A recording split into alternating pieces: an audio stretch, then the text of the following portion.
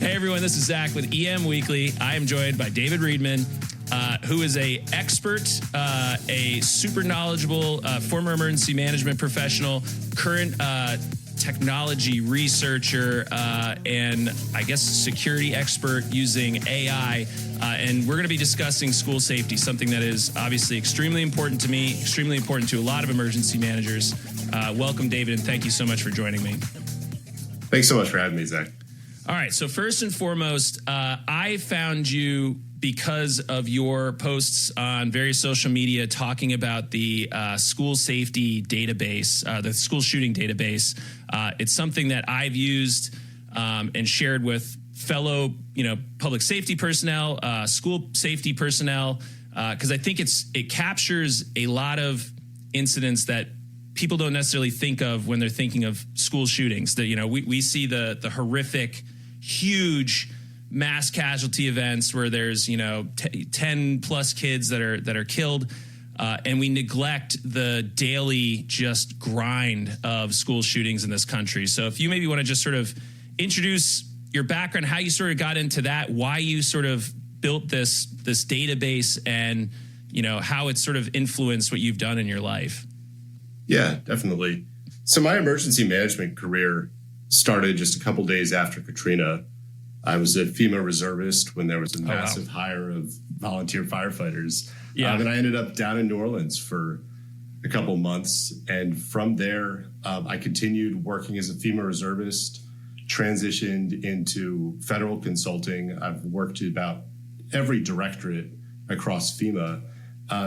And that brought me to the Naval Postgraduate School in 2014, where I completed the master's program at the Center for Homeland Defense and Security. Great program. And I was really interested at that point in infrastructure protection. I wrote my master's thesis specifically about infrastructure protection, both natural and man-made threats. And a couple years later, there was a think tank program at the Center for Homeland Defense and Security that was focused on emerging homeland security issues. And I was part of the inaugural cohort. And during that course, the Parkland shooting happened. Wow. And we had been talking about all of these future and evolving threats across the homeland, but we'd never talked about school shootings. It wasn't something that I had heard in any context, in any emergency management or homeland security discussion. And working with a classmate, we were interested in creating a threat assessment tool. But after coming up with a first iteration, we wanted to check it against prior incidents. And that's when we found that there was really no data about school shootings. If you wanted to find out how many happened in 2017, and this was 2018, that information was not readily available, much less how many deliberate attacks there were, why they happened, where they happened, what time, who the shooter was, how they related to the school, what happened in the immediate aftermath of the incident. None of this information was readily available. So we started creating the first version of this database in the summer of 2018. It became a class project that was then a center project. And then after a couple of years, as the support kind of ran out there because it was so different from the Homeland Security mission, I decided to just continue this project on my own. And now, almost 6 years later, it's information about more than 2,500 different shootings at schools back to 1966. Yeah, and you're pulling from, you're basically scraping for any piece of information you can find, right? So one of the issues, so a lot of us in the emergency management field hang our hats on the fact that, the FBI and Secret Service puts out their annual reports, and it shows there's 2 to 5, mass shooting events at schools. And we're like, cool, we don't have to worry about it. What have you found in your research that sort of shows this is a gross underestimate, as well as just it's not helping us actually improve safety? Yeah, to think of it from the emergency management perspective, the way that the government reports school shootings is if you said, we're going to look at floods across the whole country, but only if there's more than 10 feet of water. Yeah. And 10 feet of water might be a big deal in some cities, but 1 foot of water might be a big deal in other cities. Yeah. So the government has created a benchmark that there need to be 4 people killed by somebody that's directly related to the school for something to be a school shooting. And what that means is that Sandy Hook was not a school shooting because that shooter didn't have a direct relation to the school. Last year, a sniper with 6 different rifles and 1,000 rounds, he fired 300 shots at the Edmund Burke School in Washington, D.C. at dismissal. But he had terrible aim. He didn't kill anyone. Yeah. There was one police officer that nearly died, but he was saved by a procedure at GWU Hospital that had never been attempted before. Wow. And so because nobody died at that school and because the person wasn't related to the school and they're firing from a 5th-story apartment across from the school, they weren't on school property. They didn't have a relation. Nobody died. It's like that incident never existed. Yeah. But when we think about understanding a problem, you don't want to just look at the Katrinas and Northridges. You want to look at every single disaster that you can because you understand the impacts on the community, the frequency, the different variations of how multiple hazards might interact with each other. And that's the approach I've taken to quantifying gun violence at schools is as much data as possible, as many incidents as guns fired as possible. And each one of them can provide different pieces of information. And then when you look at all of them in aggregate, you have really powerful findings that you would never see otherwise. I guess, like, one of the things that I've sort of struggled with is, I worked for a research center that focused on transportation research. And one of the hardest things that I did was like this technology transfer process, right? Like we come up with the data, we have all this information. How do we get it into the hands of the people that need it in a way that they understand? The government, like I said, those 2 reports that typically all of us are reviewing and sort of using as our benchmark, have this information in a way that's easily accessible. So it's cool. It's right here and I can understand it. How does your database help with that process of getting this information into emergency management hands? And how should emergency managers use in their decision-making process and their planning process and potentially, as they're thinking about, building annexes and exercises and stuff? Yeah. So this information, the way that it's structured is very simple for a non-database expert to use and interact with. And you did that on purpose, I'm assuming, right? Yeah. So on the website, on k12ssdb.org, there's the full research methodology. Yeah. And that explains one of the biggest differences with this from other information sources is that beyond indiscriminate attacks, I'm capturing all of these different types of shootings at schools. So domestics, fights that escalate, suicides, shootings related to illegal activity. And every one of those 16 different situations is categorized. And so you can sort if you only want to see mass fatality indiscriminate attacks, or you can sort by, only looking at suicides. And when you see the frequency of these 16 different situations, you realize that schools actually need plans for 16 different scenarios. Yeah. Because an attack by an indiscriminate shooter shouldn't have the same response as a student or teacher who commits suicide in the bathroom. And if you use that mass attack shooting on that suicide, then you end up traumatizing and disrupting every single student, parent, staff member, that entire community's day. And I think that's what we're seeing when right now, there's only planning for one scenario and really one imagined scenario. But looking more broadly, you see that you need a plan that has multiple annexes. You need to plan for an incident inside versus outside. You need to plan for an incident at arrival, during class, during lunch, at dismissal, during after-school activities. And from, the responses, there have been 19 different shootings so far this fall at high school football games. Yeah. And it's clear in the aftermath of those that nobody had a plan, nobody did any training, and there had never been a multi-agency exercise for a shooting at any of these football games. Yeah, it's a super scary scenario. And actually, I've brought it up I've used your information recently with the school training that I went to, as well as with my district, because, again, I'm a huge advocate, like obviously prevention over response, right? Like we always want to prevent over response. And a lot of the solutions that people propose are securing the building, adding more infrastructure to sort of harden the building. But that does absolutely nothing when it's an event that is off campus or in a sports facility, right? You spend all this money, maybe you build the perfect school, no one gets in there.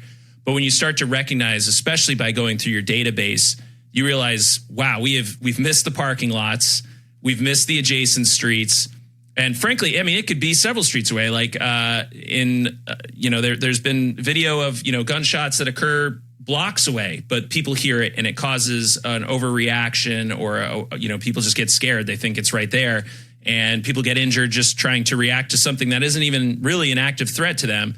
And so I find it super, super useful. With the football games has been probably the scariest thing to me. We as a district have been addressing sort of unsportsmanlike conduct that's been occurring at games. And, there's been fights. There's been in our state, we've had, teams that are throwing out, racial slurs at other teams.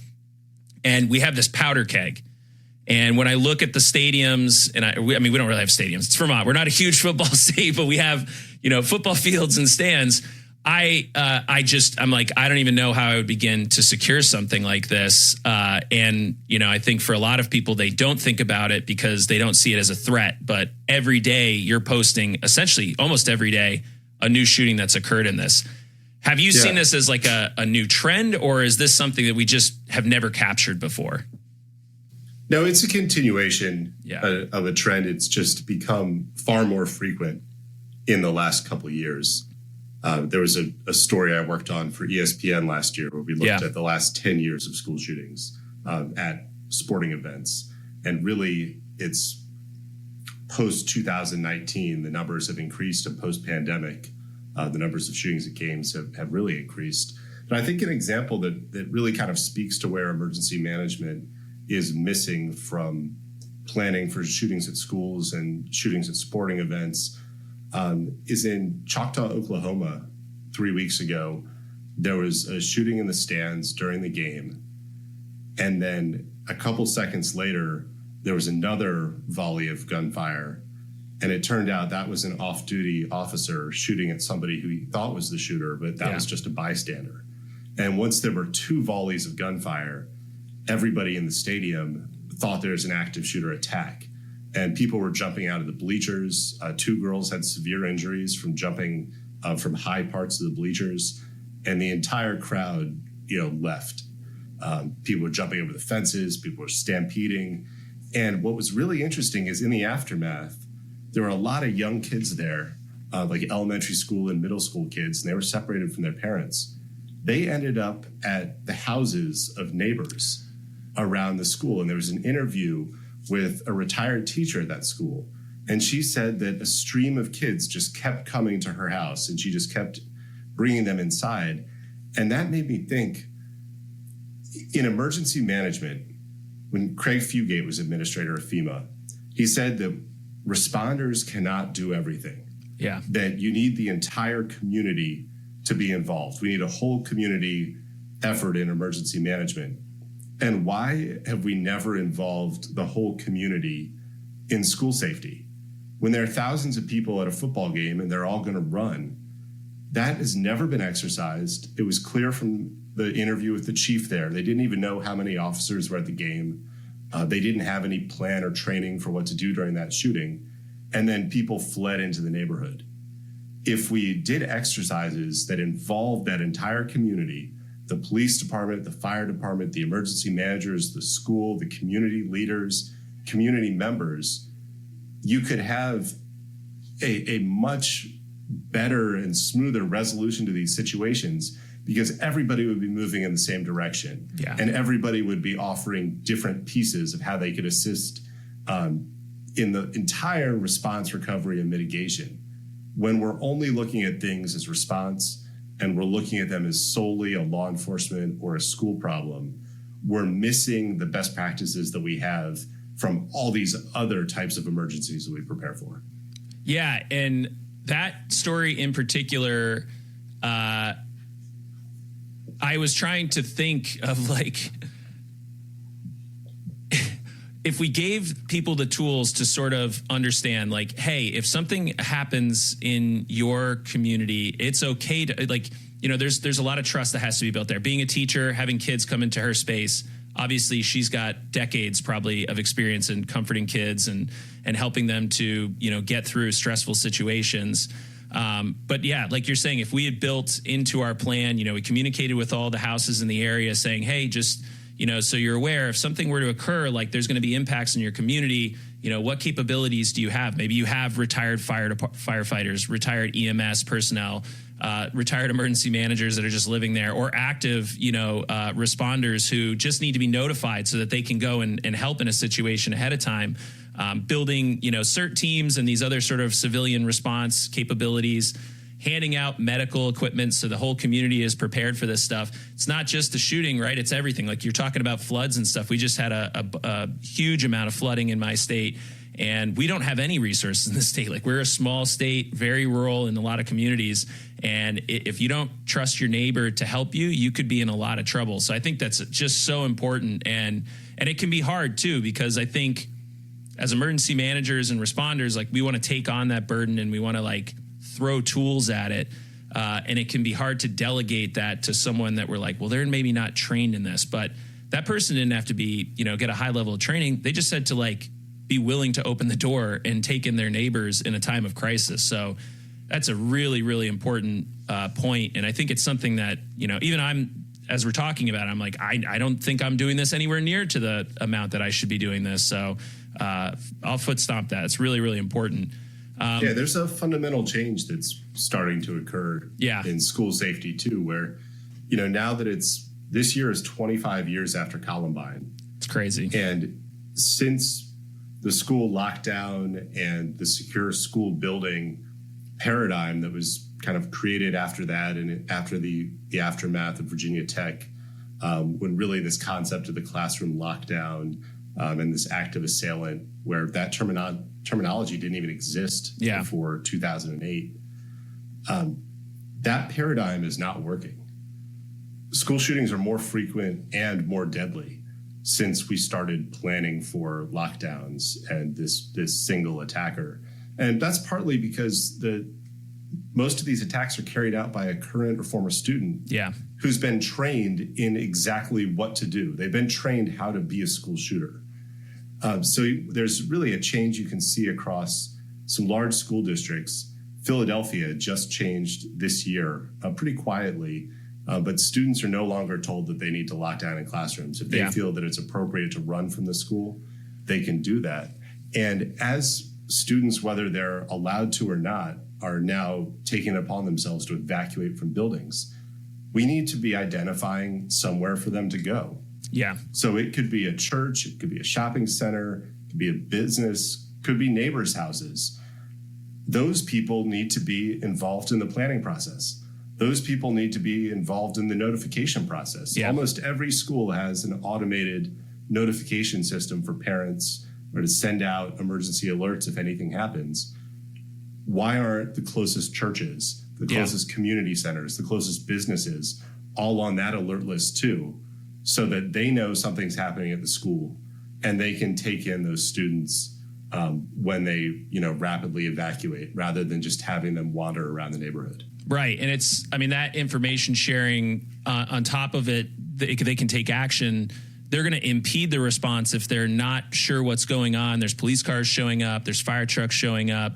That's really interesting. Plus the options-based response model. So Vermont just actually legislated that now they can teach it. Most schools, I think, had been sort of teaching run, hide, fight to some degree, or Alice, depending on the school district. But there's been a much larger emphasis on do not default response to lockdown. And it's easy, right? Like for a drill purpose, for a teacher who's responsible for students, how do you exercise, run out of the building, you get out of there. But at the one of the most, that gets practiced at dismissal every day. It's true. So, that's a good point. So I think it's important. One of the pieces of criticism that I hear is people say, well, how could we possibly have students evacuate? Then how are we ensuring their safety? How are we keeping track of them? But many students of all ages get to school on their own every morning. Yeah. They're allowed to go wherever they want at lunch, and they all leave to go wherever they want to as soon as the day's finished. I lived in Oahu for a number of years, and elementary school kids ride the city buses to school there because there are not yellow school buses. So we give children a huge amount of freedom and responsibility to take care of themselves before and after the bell. So when there's an imminent threat to their lives inside the school building, it doesn't make any sense to tell them you have to stay here so that we can keep our eyes on you. Yeah. Anytime in any place, whether it's a movie theater, a shopping mall, a subway, a casino, we tell people if you hear gunshots, get as far away as possible. Yeah. And somehow the momentum got created over the last 2 decades to tell students, no, it's actually better to sit under your desk. Yeah. And the empirical evidence now really shows that that's not true. And that's a paradigm that we have to change. And it's starting to change now. Yeah. You've had there's 20 points in there that I'm going to copy and paste them out and just hand them out to everyone because the point about, every day you're essentially doing a mass evacuation of your building. As a emergency manager, have you ever actually stood there and watched it? I have. I like to sort of time stuff. When we used to plan for evacuating our hockey rink, I would wait to the biggest game, and then I would just stand outside and sort of see, did everyone go out the main entrance? Most people are going to go out the ways that they know. So as a responder, you can go to the school and start to watch. Okay, kids know that this entrance is okay, or the main entrance, right? They've got their alternate and they've got their main entrance. You're going to see some kids that are going to sneak out the back because they want to go, to the woods or whatever. And you're going to have other kids that have the shortcut to get to the baseball field because they got practice after. And you can start to build your map. The other thing that's really interesting that I've sort of been trying to figure out how to take advantage of is, you walk to a school and you see paths everywhere, right? So where sort of the natural flow is for students as they're leaving as well. If you can capture that information, they're going to sprint this way because that's where they're going every single day. There's a clear path that is driven towards this route. That's probably going to be a mustering point for kids. But and then communicating with people off campus. I think a lot of places are very hesitant to share their mass notification system with people who aren't within the system because we're going to bother them with, maybe not emergency information or, snow day and stuff like that. But again, they're in your immediate vicinity. They're potentially a resource. But if nothing else, they're going to be nosy. They're going to want to know what's going on. So they're going to show up if something starts happening. Fire trucks start pulling up to the school and they're across the street. They're probably going to come outside and see what's going on.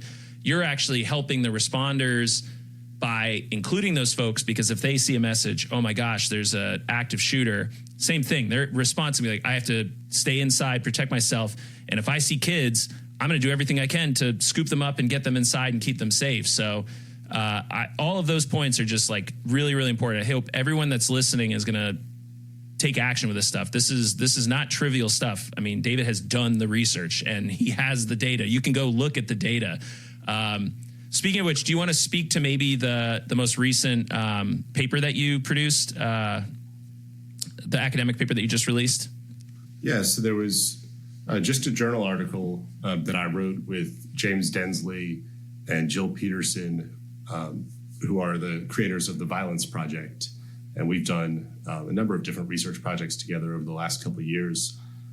But this was kind of the first large empirical analysis of school shooting threats. So we took a sample from pre-pandemic, during the pandemic, and post-pandemic of threats made to schools. We've had 1,000 different cases, and we coded them for a lot of different variables, but one of those was whether it was a real threat with intent to cause harm, an empty threat, or something that was clearly a joke or a hoax. And the findings were really surprising because regardless of what type of threat it was, whether it was real or a joke, they were almost all treated in the same way. And they almost all led to felony arrests. Yeah. And that's kind of a really important planning consideration, is that we talk a lot about shootings. We put a lot of resources into the shootings themselves. But when something's posted on Instagram, within seconds or minutes, somebody at that school district has to make a decision about, is this a real threat that we need to respond to, or is this a joke that we're going to discredit?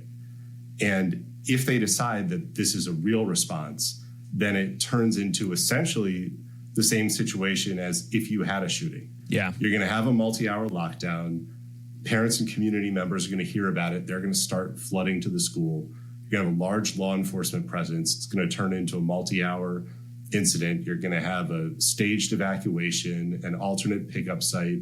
There's going to need to be some sort of feeding and sheltering operation, all because of something that was posted online. And the other finding from this is that there's no playbook for how a school official assesses an online threat. There's a broader concept for a threat assessment team that, may meet weekly, may meet monthly, and they're going to talk about people that they're worried about. And they're going to kind of be going through the life history and all their pieces of information about, the high-level students that are on their radar as potential threats. But what they're not doing is coming up with a game plan for what we're going to do right in this moment. And that's really a soft spot in school security planning and in this entire threat assessment process, is that we haven't created any sort of system or playbook around the most common circumstance that's happening. And that's a social media threat during the school day that's likely a joke. Yeah. And I know, to actually, even if you have the information, a lot of these calls are coming from overseas through voice over IP. It's really difficult to sort of trace where they're coming from. You can bounce them off of a bunch of different IPs if you're smart about it. You can obfuscate it in many different ways. And a lot of schools, I think there probably isn't a district that was either not impacted by this over the last couple of years or wasn't affected just through an adjacent district, right? Like you have one school that gets impacted and then all the districts are like, crap, we have to pull the trigger on this because if there's a shooting there, what if they come here? And so this it can paper, cause... it's important to note, it was written before the swatting phenomenon last year.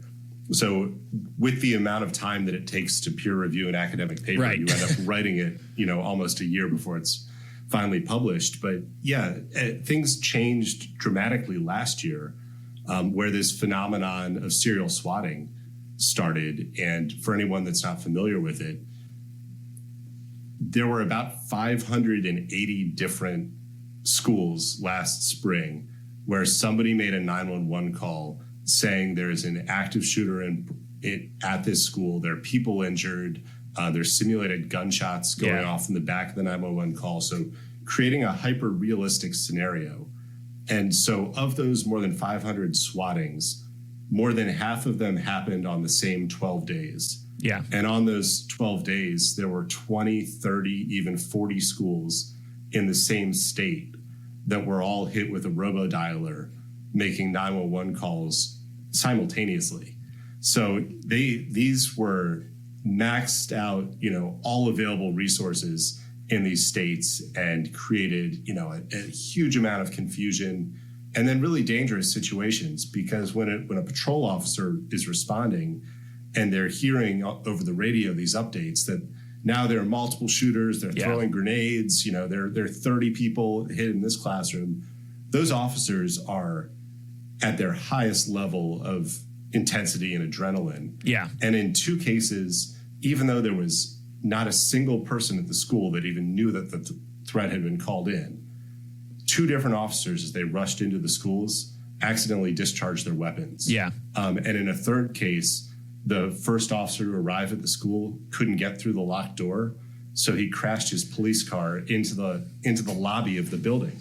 So all three of those were potentially deadly scenarios when not a single person at the school even knew that a threat had been made or this 911 call had been placed. That last point is really important because what I found, at least in sort of my network, was the schools that had good communication, it could be an SRO, it could be they have a radio system that connects to the dispatch center, or it could just be they have a good relationship with the dispatch center that thinks, like, I'm going to call the school back and make sure that there's something there. There was no response. So the school that my wife and kids go to, we were part of this. And actually, it's why I got involved with the school district to help them. They got the phone call, and it was quickly communicated with the police department. They showed up, did face-to-face just to be sure. They're like, we're pretty sure this is a hoax. We just saw all the 911 lines light up. It's not necessarily a realistic, there's sounds, there's voices and stuff, but they're like, something didn't add up. Good dispatchers realizing they have the ability to sort of slow this down. Other school districts, where maybe they didn't have that level of communication, like you're saying, it was an all-out response. Everyone was showing up. And, you can have situations where you've got unmarked federal officers, right? You got the undercover DE agents who are bearded and with rifles running in, tons of confusion. And had there been a relationship or a process to immediately verify this reality, you could have prevented the accidental discharge, and I can only imagine, like, I was a cop for a little period of time, and you get tunnel vision. You can't even think or see. You're looking through a straw. But that slight delay in confirming this information could prevent tragedy when there's nothing else actually happening. And then how do we? It's not exclusive to K through 12 schools. That was very much the case at Michigan State University when there was the shooting on campus, and that was a very fortunate situation in that the shooter had like a dozen loaded magazines that he never even used. But you had somebody walk into one building, shoot some students there, walk into another building, shoot some students, and then leave campus. All within about an 8-minute period of time. And the incident ran on for hours. It happened at 9 p.m. Yeah. So the campus then was on lockdown for about 5.5 hours. And police received more than 1,500 different 911 calls with descriptions. Not just 911 that something is happening. 1,500 different descriptions of the shooter. And that was because it's at 9 at night. There's so many off-duty officers that are responding. They're in unmarked cars. As they're opening doors, you're hearing a bang sound. You might see some people running. And a lack of situational awareness on the campus turned something that was a terrible tragedy. I mean, it was a really bad situation for students to be shot in the classroom and shot in the commons. But it became an emergency for every one of the 60,000 students on campus.